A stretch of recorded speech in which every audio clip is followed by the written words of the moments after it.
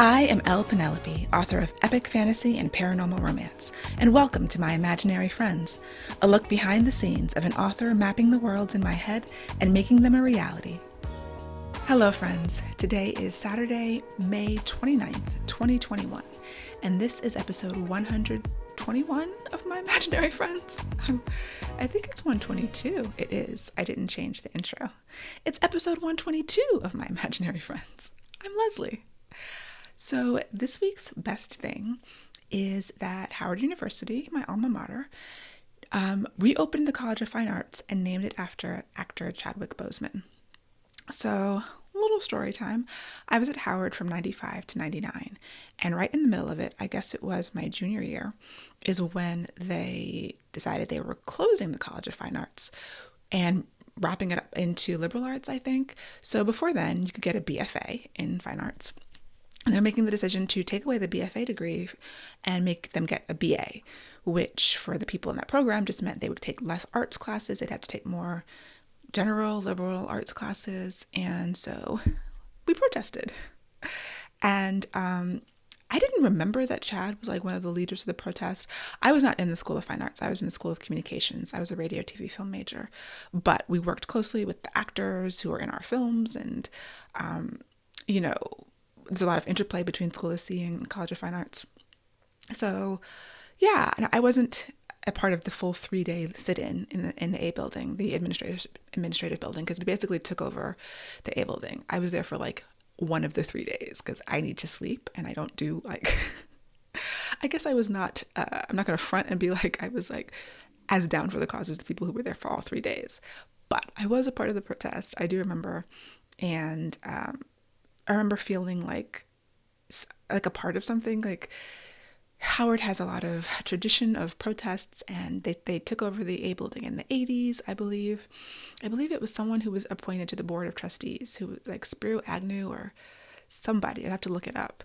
And then I think in the 60s and 70s, people took over the A building and protested and had sit-ins for various reasons. And this was our reason. So it wasn't maybe as political as some of the other protests that had happened, but it was important. I mean, people who came there, the College of Fine Arts, to get a fine arts degree, and they were going to be able to, I think, finish their degrees. But the future, it makes a big difference to an artist, the classes that you take. Like if you are taking more art classes to hone your craft and all of that, as opposed to making you take more history classes, which I guess would have a more well-rounded education, but you're not honing your craft in the same way. Anyway, it didn't work. They did what they were doing. They closed the College of Fine Arts. They took away the BFA, but now they're bringing it back. Felicia Rashad is going to be the dean, and they're naming it after Chad. And I saw this news, and it was just like amazing, because right now, Chad is one of the most well-known graduates of like the era that I was there. We were there with Ta-Nehisi Coates, and like there's other people who were there at Howard in the late 90s who were doing really great, amazing, very cool, wonderful things. But Chad dying so young and having been part of Black Panther, the franchise, and just all of his other accomplishments as an actor, which if you're paying attention back then, you never know. Like hindsight is 2020. You look back and be like, oh yeah, he was a real go-getter, which he was. And I've talked about Chad before when he passed away. But just seeing this, it was a really interesting statement, a really wonderful legacy, and it made me happy. And there's an article in Variety that posted a tweet from his Twitter account. Whoever is keeping it up had the front page of the Hilltop, the newspaper for Howard University from 97, which shows, Chad and his girlfriend at the time, Suzette, who were kind of like a group together. It was always Chad and Suzette, and they were a powerful force for many things. And they were just at the forefront of this. So it's like a wonderful way to honor him. And very, very cool. Writing update. I am working on my futuristic portal paranormal romance shifter story with dragons. Savage City is the name of it still. And I am at 55,082 words so far. I finished drafting the first draft of chapter 20. I have 24 chapters planned plus an epilogue. We'll see if any of those chapters need to be split into more. So I am coming up on the end. The writing in the second half has gone slower, which I should have known that it would. I think it always does, because I just know a little less about it. And I'm back at that point in the writing where, was this a good idea? I'm not sure. Is this a good story? I don't know. I'm just feeling those types of feelings about it. I did 2 fast drafts for chapters 19 and 20 that I have to go back and revise. So that's part of it. When I leave a scene or a chapter in that state, in that original raw, this is crap state, and don't go back and fix it, or I haven't yet gone back and fixed it, it makes me feel even worse about it. So it's sort of this up and down cycle of writing that is normal to the process. It happens with every book. But yeah, I'm in it now. I'm in it like, I have no idea if this is good. I feel like it's missing something. Is the idea even worthy of a book? Was this a good idea? Like all of that's happening. So I will not bore you with all those details, but if it is comforting in some way to know, like, hopefully I'll look back at this once the book has come out and I'm happy with it again and be like, that was just something I had to go through. It's something that I always go through, and there it is. So I would really love to get it done in the next 2 weeks. You'd think 4 chapters I might be able to get done in a week, but I still have decisions to make. 19 and 20, as I was drafting them, I realized I don't know enough about what's happening. And usually, they talk about the iceberg theory of writing, where, 90% is under the surface. So there's 90% of this world and this story is not actually on the page, but I have to know it. And even though the story's been in my head for a really long time, in this iteration, there are just things that I don't know, that I haven't figured out. I kept doing these, like writing these kind of big plot holes for myself, where I'd realize the next chapter, like, oh no, that couldn't have happened. That completely contradicts something else. And so going back and fixing that, writing this quickly, is also leaving me feeling like I'm on shaky ground. Like the people who are able to write really fast, especially in fantasy or science fiction, paranormal, things that have world building. It's always amazing to me, people who can write like a book a month or very, very quickly.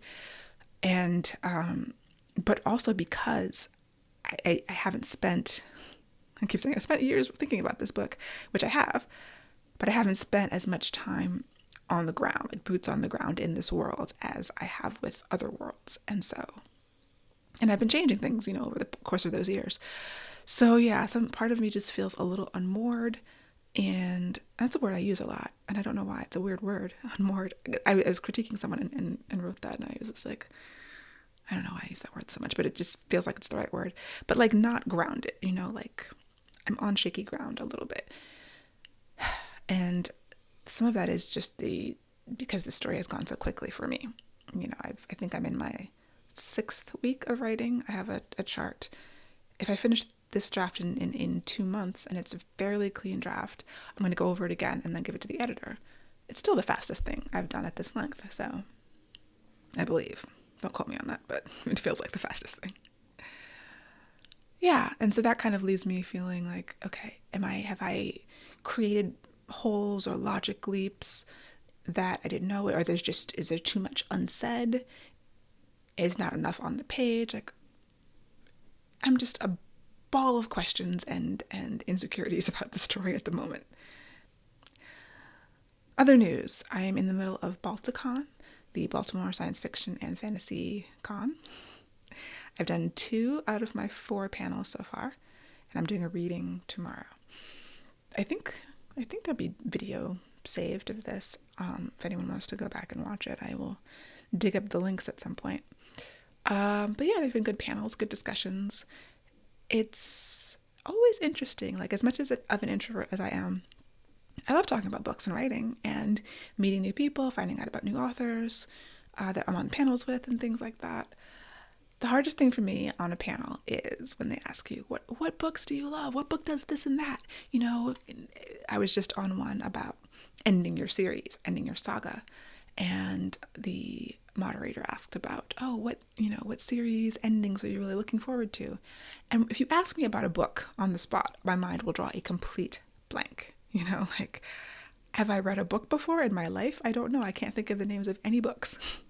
I could turn around and but the books on my shelves, the fiction books, are usually older books that I either read years ago, some of them I haven't even read yet, but because everything I read now is digital, it's on Kindle. So it's like, oh, I could open up my Kindle, scroll through, and oh, I'm reading this series, and I downloaded these 2 books, but I'm waiting for the third to come out before I read it, but that information is not in my head. I try to come up with lists of for recommendations, because those are common questions. And then of course I didn't pull up the list before I got on the panel, so I have to prepare in those ways, because my memory, just nothing shows up. I'm not quick, I'm not quick-witted, I'm not particularly witty. I don't have quips that come quickly, and I don't have book recommendations that come quickly, so I just accept that about myself, even though I wish it was different. For a panel that I'm on later today, I had to rewatch the Old Guard movie last night. It's on the Old Guard, and I'm going to be on a panel tomorrow that I'm actually moderating and have to come up with questions for.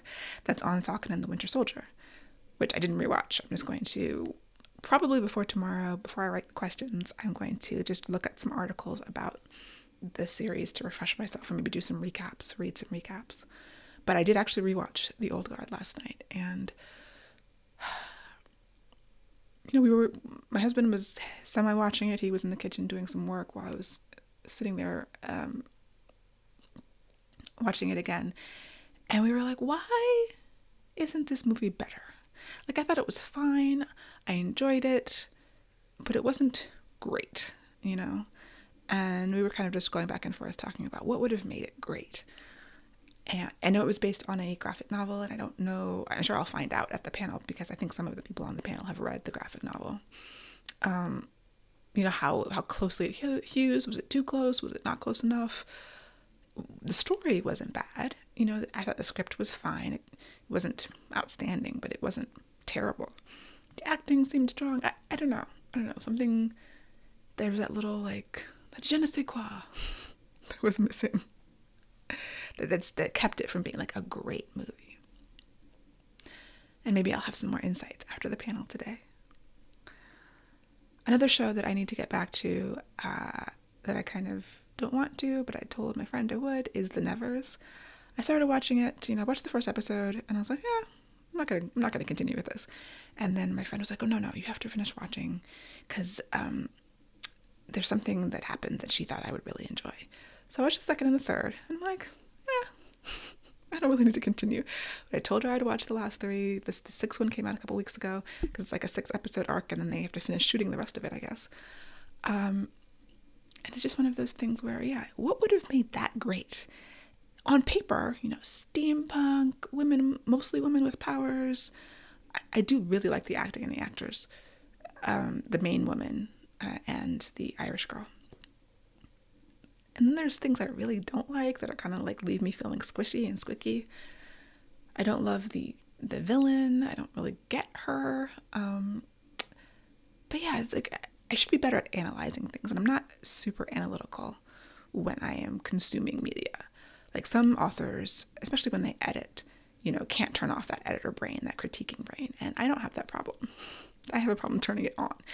One thing I have been training myself in terms of story structure, so that I will notice, okay, now we're in Act 2. This must be the midpoint, this is all is lost. I will notice the story beats like that. But other analytical things about stories that I consume, I'm not great at that. And that would probably help me, because I have been critiquing. I decided to take this class that I saw someone tweet about, and spur of the moment, I was just it started the next week, and it's an 8-week class on scenes. And I was like, a lot of the work and study I've done has been on big picture structure, outlining, plotting, but focusing on how to improve your scenes is something that I felt I could use. And so it was coming right on time, and I'm excited about it. But part of the class is actually, we're in groups and we're critiquing each other. And I do actually really enjoy critique. And there's sort of an art to being critiqued.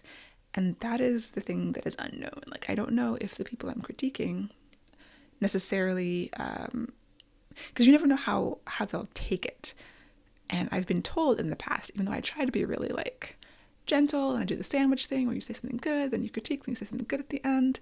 But that's one of those things where I've been told that, and not in these words, but that I guess my critique was harsh. And I thought I was being really gentle. So that's like a me thing and not, and also maybe a them thing. Like what was their expectation of what was happening? So I do feel like when I'm sitting down with the purpose of analyzing a text, I feel like I do that fairly well. Now, other people might disagree. And I feel comfortable doing that. But yeah, when I'm watching something for pleasure, that doesn't creep into my brain usually, unless I guess it is something just obvious, just actively bad. And there are sometimes structurally where I was like, oh, this should be happening, but it's not. So they're not following the normal structure, quote unquote, which is cool. Like, innovate, do something cool. If it works, it's great. If it doesn't work, you're like, yeah, you should have just done the structure. Just like have your 3 acts, have your points. You can innovate within that. But if you're not great at it, if you're at like working outside the box, then a lot of times it's just a mess, which is why I like the structure. Anyway, I'm also started the Earthsinger read-along on Instagram. I did the first post today, so that's happening all summer long. We're going 4 weeks for every group of books, and hopefully that will be cool and people will get something out of that. I'm going to do a giveaway, I think, at the end of each book. Yeah, if you are listening in real time, or you can go back on my Instagram feed and find the posts that are the read-along posts. I hope it will be a good lead-in to the end of the saga. So, Q&A. As a reminder, if you have a question for me, you can email me at podcast@lpenelope.com, and I will try to answer your question on the podcast. So this question is, what is the best or worst fan interaction you've ever had? I haven't had any bad interactions with actual people who've read the book, and I would maybe fans. But I had a strange interaction at BookCon, Book Expo, BEA, whatever it's called. It was at the Javits Center in New York, one of the big book fair. I was signing books, and this white guy came up to me and was like, pitch me your book, in a very, like, not aggressive, but sort of an asshole-ish manner. So I gave him the pitch, and he was like, wait, the black people have magic and the white people don't? Why is that? Another person who happened to be a white man who had critiqued an early version of the book was like, oh, so dark skin gives you magic? And it seems like that's a take that I've only ever heard from white men, and maybe other people have this too. But like, I find that odd and interesting. And the whole interaction just kind of devolved a little bit from there. I think he was just like a jerk as a person. And so that stands out in my mind as just like a negative thing. Like, he didn't end up buying. It wasn't even buying. I think he was giving those books away.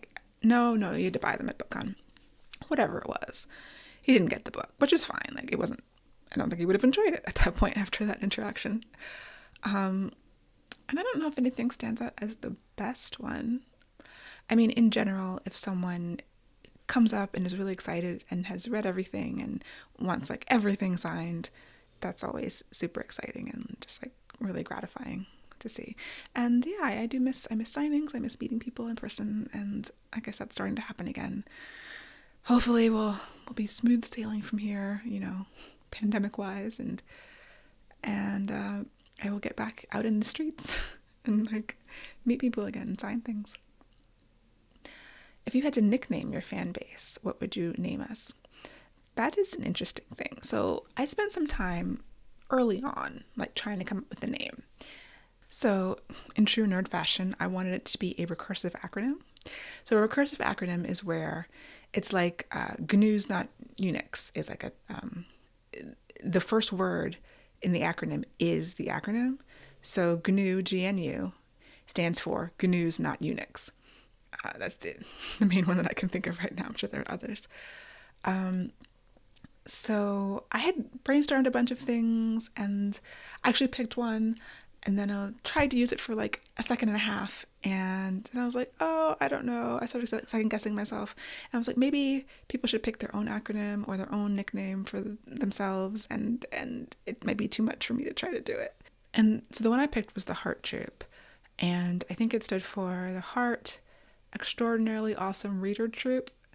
So it was double recursive because Heart and Troop were both part of it. There's another word for that I can't remember.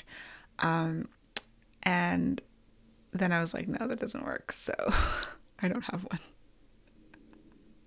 So someone would like to come up with a name. I'm open to suggestions. And then which piece of work of yours do you think would make the coolest video game, TV series, movie, doll line? Do you think your fans would agree with you on that one? I think having a doll line would be awesome. I think Earthsinger Chronicles would make an awesome TV show. I think you could get 4 or 5 seasons out of it easily with, the books and the novellas. Video game, maybe not so much. I'm not a huge gamer, so I wonder if Angelborn would be kind of interesting as a game. You could have like the angels running around and you've got all the conflict. And it's interesting because the third Angel book, of which we do not speak, has a lot more of that politics and the archangels and all that other stuff going on. For those on video, I'm finishing this with my other camera because my first camera kept dying. And I hate this camera. Anyway, so a doll line, hey, take your pick. I think a Jasmine doll, a Kiara doll would be fantastic. So that's it for me for this week. Goals for next week, get through hopefully 3-ish chapters of Savage City, and I have the other project that I've been waiting on. I got the feedback for that, so I have to work that into the schedule now, and that's going to take up some space in my brain for a while. And then I have the new book contract that still hasn't announced is for 2 books, and so the second book is due next summer, so I have to start conceiving of it, doing the early stage thinking about it, because I want to write it for NaNoWriMo. So there's a lot coming up this summer. The summer's going to be busy, as I will probably be revising the Heist book at some point, because it goes for developmental edits very soon, and then Savage City, working on that, revising that, this other project, and then the second contracted book. I like being busy. But yes, for this week, it's all about Savage City, getting that wrapped up so that I can get some feedback on it and make it better. Like, I'll feel better about it. I will know if it's worth publishing. In the case that it's not, then we will. I mean, it's not going to be not worth publishing. I don't think it's that bad, but I'm not reliable right now, as my friend Cerise likes to say. I'm in a very unreliable headspace about this book, so I hope that you have a wonderful week and a wonderful Memorial Day if you're listening to this on the day that it comes out. And I hope you're having better weather than we are, although by Monday I think our weather should improve. Anyway, happy reading. For episode show notes and to sign up for the Footnotes newsletter and get the show notes in your inbox, go to myimaginaryfriendsshow.com. Subscribe wherever you get your podcasts and watch the video episodes on YouTube. I would really appreciate a rating or review to help support the show. And My Imaginary Friends is part of the Frolic Podcast Network. For more fantastic podcasts, go to frolic.media/podcasts.